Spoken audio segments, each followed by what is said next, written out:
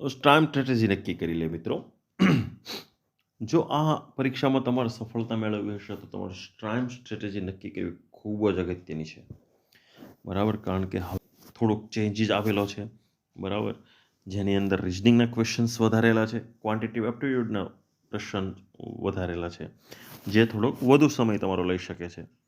બરાબર, તો જોઈ લઈએ કે પહેલાં કેટલા સેક્શન્સ હશે એક્ઝામની અંદર. આપણી પાસે હશે 4 સેક્શન્સ. બરાબર, આ 4 સેક્શન્સ પૂર્ણ કરવા માટે તમને કેટલો ટાઈમ મળશે? તો 60 મિનિટ્સ તમને મળવાની છે. બરાબર, તો એમાં પ્રથમ સેક્શન હશે, પ્રથમ અથવા દ્વિતીય અથવા તો કોઈ પણ આ રીતે આવી શકે, પણ આપણો પહેલો સેક્શન છે એની અંદર ગુજરાતી, કે જેની અંદર તમને કેટલા ક્વેશ્ચન્સ છે? 15 માર્ક્સ પણ એના હશે 15. તો આ પ્રથમ ગુજરાતી જે આપણો જે ગુજરાતી સેક્શન છે એને આપણે મેક્સિમમ, જો આ 60 મિનિટની અંદરથી આપણે ડિવાઈડ કરીએ તો 60 મિનિટથી અંદર આપણે એને ફક્ત ને ફક્ત 5 મિનિટ આપવાની છે. એનાથી વધુ આપણે નહીં આપી શકીએ 15 પ્રશ્નો માટે. એટલે એક ક્વેશ્ચન માટે તમારી પાસે ફક્ત 20 સેકન્ડ્સ છે. 20 સેકન્ડથી વધુ તમે ગુજરાતીના ક્વેશ્ચન્સને આપી નહીં શકો. મૂંઝાવાની જરૂર નથી. જો તમે એસકે ફર્સ્ટ એક્ઝામ સબસ્ક્રાઇબ કરી લેશે તો તમને ચોક્કસપણે સફળતા મળશે, એની આપણી ગેરંટી છે. કારણ કે તમને એટલા તૈયાર કરી દેવામાં આવશે, ગુજરાતીનો પ્રશ્ન તમે 5 સેકન્ડમાં તમે તૈયાર કરી શકો. બરાબર, કારણ કે તમે ગુજરાતી છો. બરાબર, ગુજરાતીમાં પ્રશ્ન છે, ગુજરાતીમાં તમારે આન્સર આપવાના છે, તમારી પાસે કોમ્પ્યુટર છે, તમે 5 સેકન્ડની અંદર ક્લિક કરી શકો. ધારો કે પ્રશ્ન છે કે નીચેનામાંથી ચંદ્રનો સમાનાર્થી કયો શબ્દ છે? તો ભાનુ, દિવાકર, સોમ કે રત્નાકર? બરાબર, તો રાઈટ આન્સર ઇઝ, તમને ખબર હોવી જોઈએ કે સોમ. લો, આટલી સેકન્ડની 5 સેકન્ડ થઈ, 5 સેકન્ડની અંદર ક્વેશ્ચન, નેક્સ્ટ ક્વેશ્ચન આવી ગયા આપણે. તો આ તૈયારી આપણી પાસે હોવી જોઈએ. બરાબર, એટલે તમે ગુજરાતીની અંદર, તમે ગુજરાતી સેક્શનની અંદર એક ક્વેશ્ચનને 20 સેકન્ડથી વધુ સમય નહીં આપી શકે. એટલે ટોટલ આ 15 ક્વેશ્ચન્સ માટે તમારી પાસે ફક્ત 5 મિનિટ છે. જો તમે 5 મિનિટથી ઓછો સમય લો છો તો બેસ્ટ છે, તો તમે એ સમય બીજા સેક્શન્સને આપી શકશો. બરાબર, તો ઇંગ્લિશ માટે જોઈએ. બીજું સેક્શન છે ઇંગ્લિશ. બરાબર, તો ઇંગ્લિશ માટે તમે કેટલા ક્વેશ્ચન છે? 15. અને માર્ક કેટલા છે? 15 મિનિટ. તો ઇંગ્લિશ સેક્શન માટે તમે 6 મિનિટ મેક્સિમમ, અને એક ક્વેશ્ચન માટે તમે મેક્સિમમ 24 સેકન્ડ્સ પર ક્વેશ્ચન, તમે 24 સેકન્ડ તમે આપી શકશો. એનાથી વધુ તમે આપી શકશો નહીં. બરાબર છે, એટલી તૈયારી હોવી જોઈએ ઇંગ્લિશની. ઘણા લોકોનું ઇંગ્લિશ વીક હશે. બરાબર, ઘણા લોકોનું ઇંગ્લિશ વીક હશે, તો એ મજબૂત કરવું ખૂબ જ જરૂરી છે. જો તમારું ઇંગ્લિશ પણ વીક હોય, બરાબર, તો એસકે ફર્સ્ટ એક્ઝામને સબસ્ક્રાઇબ કરવાનું ભૂલતા નહીં. કારણ કે જે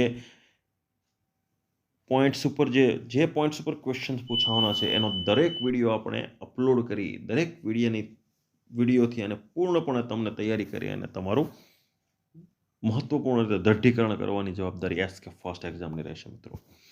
બરાબર, એટલે સફળતા મેળવવા માટે ઇંગ્લિશને ફક્ત અને ફક્ત 24 સેકન્ડ, એક ક્વેશ્ચનને ફક્ત 24 સેકન્ડ, મીન્સ 6 મિનિટની અંદર તમારો આ સેક્શન્સ પણ પૂર્ણ થઈ જવું જોઈએ.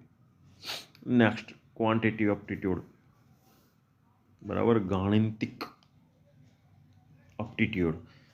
ત્રીજા સેક્શનની અંદર હશે 30 ક્વેશ્ચન. હવે બીજી એક્ઝામોની અંદર આ તો ફક્ત 15 અથવા તો 20 માર્ક્સનું હતું, જેને લગે આમાં આ એક્ઝામની અંદર 30 માર્ક્સનો કરી દીધો. એટલે 10 માર્ક્સનો વધારો કર્યો. એક તો ગણિતમાં ઘણા લોકોને ખ્યાલ આવતો નહીં હોય, એમાં 10 માર્ક્સનો વધારો કરવામાં આવ્યો છે. બરાબર, એટલે આ તમારો ઘણાના ચિંતાનો વિષય હશે કે આમાં કઈ રીતે કરીશું, શું થશે. પરંતુ ચિંતા કરવાની જરૂર નથી મિત્રો. જો સ્ટેપ બાય સ્ટેપ તૈયારી કરશો તો સફળતા મળશે જ, ચોક્કસપણે સફળતા મળશે. બરાબર, એની ચોક્કસપણે ગેરંટી એસકે ફર્સ્ટ એક્ઝામ દ્વારા આપવામાં આવે છે મિત્રો. 20 મિનિટ મેક્સિમમ તમે આ સેક્શનને આપી શકશો, અને ટાઈમ ડ્યુરેશન છે એક ક્વેશ્ચન છે 40 સેકન્ડની અંદર તમારે કરવાનો છે. 40 સેકન્ડથી વધુ તમે એમને આપી શકશો નહીં. 40 સેકન્ડ એટલે ખૂબ ગણિતના માટે, ક્વોન્ટિટી એપ્ટિટ્યૂડ માટે 40 સેકન્ડ ખૂબ જ છે વધુ.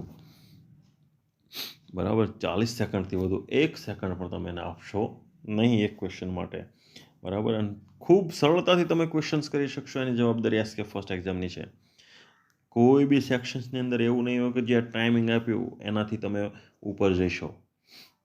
બરાબર, ગાણિતિક છે એનો મતલબ એવો નથી કે ભાઈ તો ટાઈમ એન્ડ વર્કનો ક્વેશ્ચન છે તો મોટી રીત કરી, બરાબર, તો રીત લખતા જ 2 મિનિટ થાય.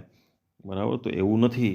આપણી પાસે એસકે ફર્સ્ટ એક્ઝામ પાસે દરેક ટોપિકના શોર્ટેસ્ટમાં શોર્ટેસ્ટ રીત છે, જે તમે પૂર્ણપણે રીતે જો ઓબ્ઝર્વ કરી લેશો, આત્મસાત કરશો, બરાબર, જે શીખવવામાં આવે તો શીખશો.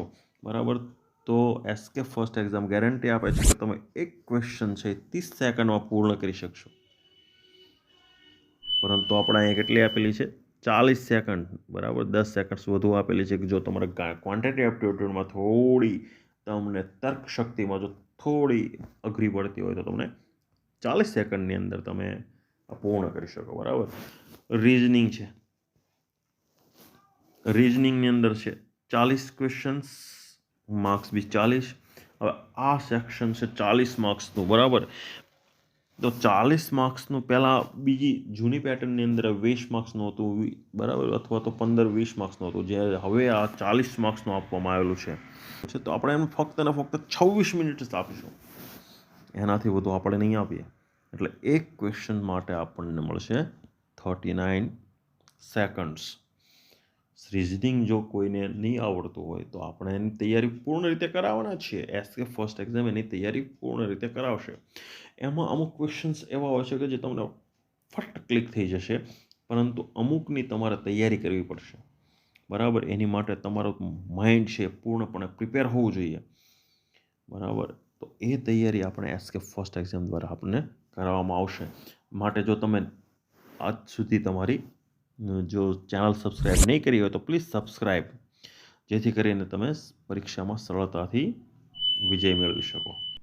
તો એવું લાગતું નથી કે ભાઈ 60 મિનિટ થઈ હોય આ જે રીતે હોય, એટલે તો શા માટે એવું નથી જોઈ લઈએ જરા. ટાઈમ સેક્શનની અંદર ગુજરાતીને આપણે આપશું 5 મિનિટ ટોટલ, ઇંગ્લિશને આપણે આપશું 6 મિનિટ ટોટલ.